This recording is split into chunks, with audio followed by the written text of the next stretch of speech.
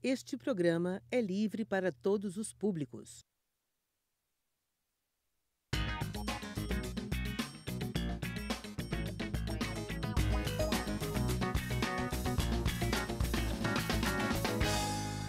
Olá, eu sou Vinícius Braz, professor de Biologia da Rede Estadual de Ensino.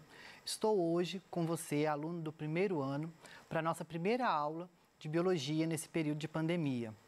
Nossa aula de hoje tem o tema Composição Química dos Seres Vivos. Hoje a gente vai, então, identificar as moléculas e substâncias químicas fundamentais aos seres vivos e compreender as características físicas e químicas dos elementos que constituem os seres vivos. Para a gente iniciar, vamos começar com uma pergunta. De que nós somos feitos? Pelo que a gente é feito? A gente sabe que tem água, que tem proteína, mas e aí? É só isso? Não é? E nós temos que saber a nossa composição, saber do que nós somos feitos e desempenhar também, saber as funções. Porque quando eu vou pegar um exame de sangue, por exemplo, eu vejo estou com baixo nível de sódio, alto nível de potássio, o que isso quer dizer? Então, a gente tem que entender a nossa composição química. Para a gente estar iniciando, então, nós sabemos que os seres vivos, eles são organizados onde um átomo, ele pode se ligar e vai formar moléculas. Essas moléculas, elas se ligam formando substâncias e essas substâncias formam organelas. As organelas vão formar, então, uma célula, o início da vida, o ser vivo. Daí, então, várias células que desempenham forma e função iguais e semelhantes, elas vão formar um tecido.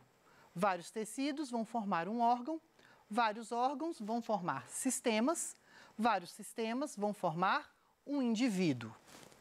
Bem, na natureza, nós sabemos que existem cerca de 96 elementos químicos naturais. Se a gente for consultar a tabela periódica, nós temos mais. Mas naturalmente na natureza encontramos cerca de 96 elementos químicos, do qual somente 26 elementos fazem parte do nosso organismo, sendo eles oxigênio, carbono, hidrogênio, nitrogênio, fósforo e enxofre, os principais elementos que vão aí repetir ao longo da nossa matéria e ao longo de coisas que a gente vai ler e vai estudar em relação à composição química dos seres vivos, esses elementos eles vão se destacar. E aí, para a gente estar gravando, macetezinho, né, dos elementos químicos mais abundantes da matéria viva: carbono, hidrogênio, oxigênio, fósforo, enxofre e nitrogênio, a gente chama de Chopsno. Ou seja, né, Chops, N, Chops não, né, como que eu costumo falar. Só lembrar disso a gente vai lembrar da composição dos principais elementos que vão compor a natureza dos seres vivos. A gente pode agrupar esses elementos que vão compor essas substâncias em dois grupos: substâncias orgânicas e substâncias inorgânicas. Substâncias orgânicas vão ser aquelas substâncias que vão ter um esqueleto carbônico, que a gente fala, vão ter moléculas, átomos de carbono em sua molécula, e são moléculas mais complexas. Enquanto que as substâncias inorgânicas vão ser as substâncias que não vão possuir esse elemento de carbono e esse esqueleto. As substâncias orgânicas são ácidos nucleicos, carboidratos, proteínas, lipídios e vitaminas. Na aula de hoje, a gente vai ver as substâncias inorgânicas, que são a água e os sais minerais.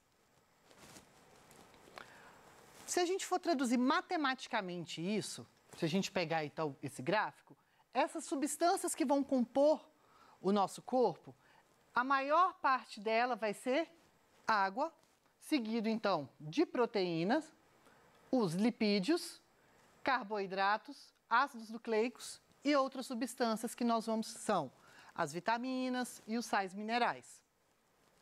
Se a gente pegar só as substâncias orgânicas, a gente tira a água, a maior parte da composição química dos seres vivos é proteína, seguido de lipídios, carboidratos, ácidos nucleicos e as outras substâncias, vitaminas e outras.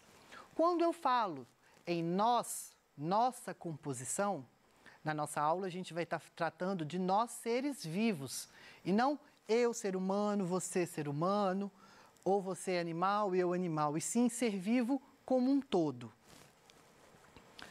Vamos lá então. Primeira composição, substância, água. A água, a gente sabe, H2O, ela é uma molécula simples, formada pela união de 2 átomos de hidrogênio com um átomo de oxigênio. Ele é o composto mais abundante dos seres vivos, né? Tem seres vivos que possuem até 90%, 95% do seu corpo formado por água.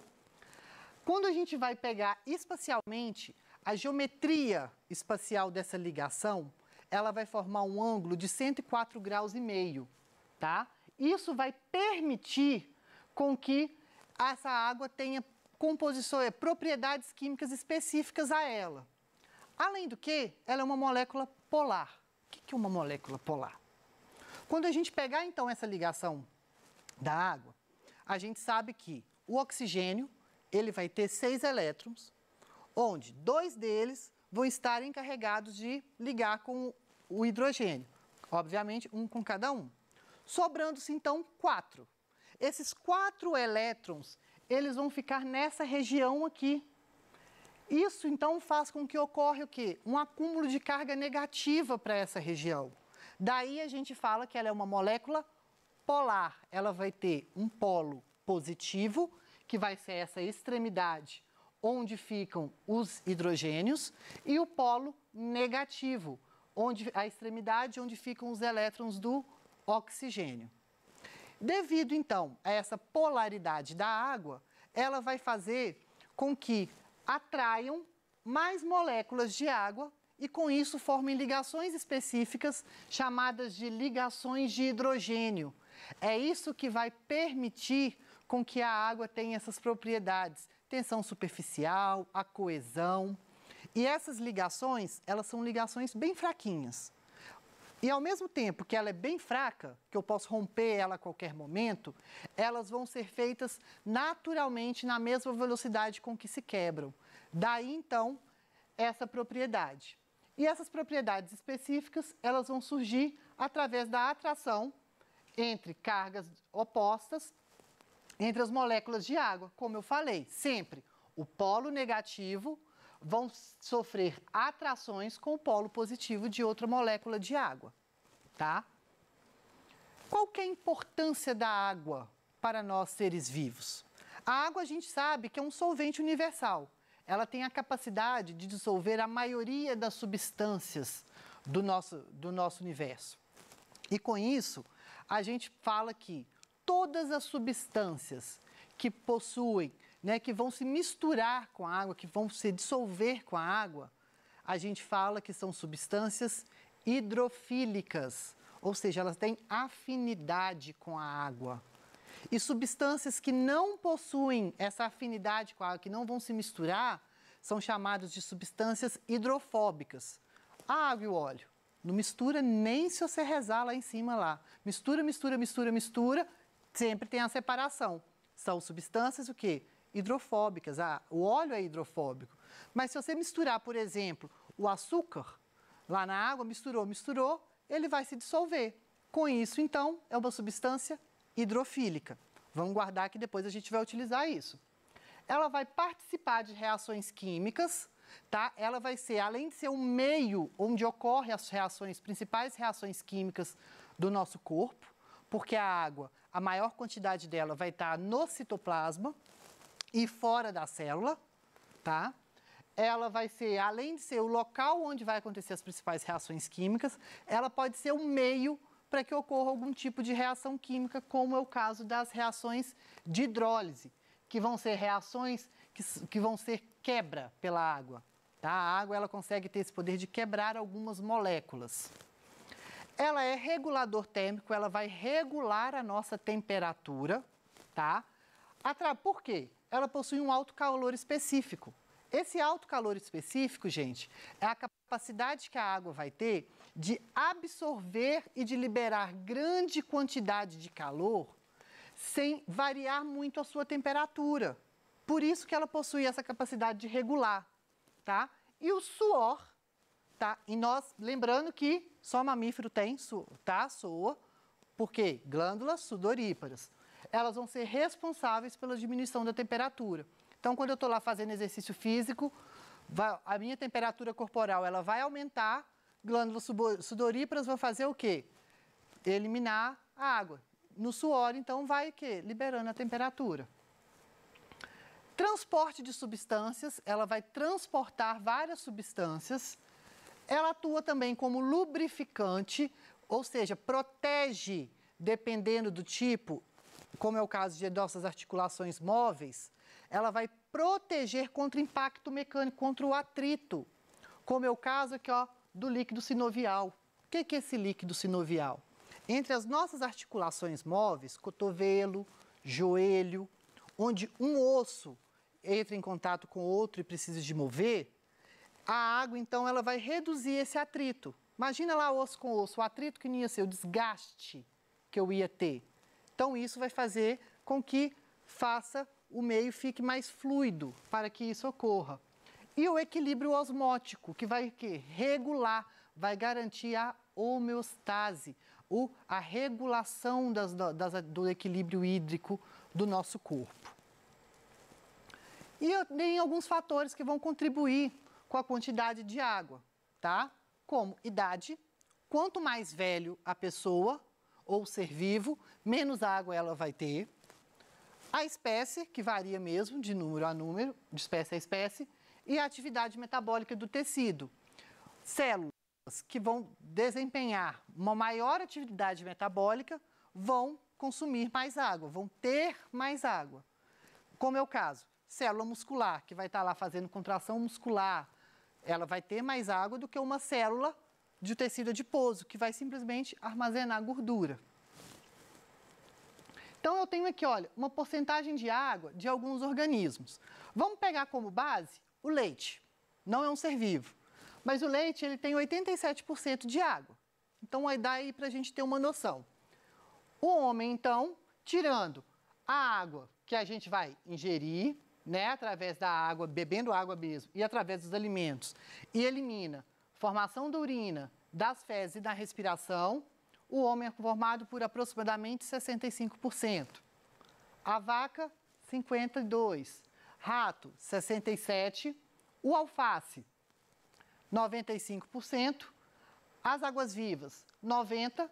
E a cenoura, 90%. Vejam que porte físico não tem nenhuma relação. Olha o alface, 95% de água, e a vaca, 52%. Enquanto que o rato, pequenininho, tem 67%. Então, não tem relação nenhuma, porte físico, com a quantidade de água no organismo. Segundo composto inorgânico, são os sais minerais. Sais minerais são substâncias que vão ser formadas por íons, cálcio, sódio, magnésio, flúor, daquela que você toma lá no suplemento, que a gente vai na farmácia e compra. Então, zinco, tudo isso são sais minerais essenciais à nossa saúde e funcionamento do nosso corpo. Como nós não conseguimos produzi-lo, a gente precisa de ingeri-lo através de água e de alimentação. E eles são componentes reguladores, eles vão regular o nosso metabolismo. Eles vão participar de algumas reações químicas que ocorrem no nosso corpo, tá? E a gente obtém através da alimentação. Quais são eles? Eu tenho o cálcio, que eu vou adquirir ele através do leite e seus derivados. Ele vai atuar na contração muscular, na condição de estímulos nervosos, na formação da constituição de ossos. O flúor, está lá o flúor do nosso dente e na constituição de ossos também.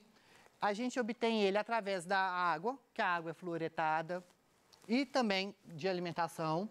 O cobalto, ele é componente da vitamina B12, cianocobalamina, participa lá. Cobre.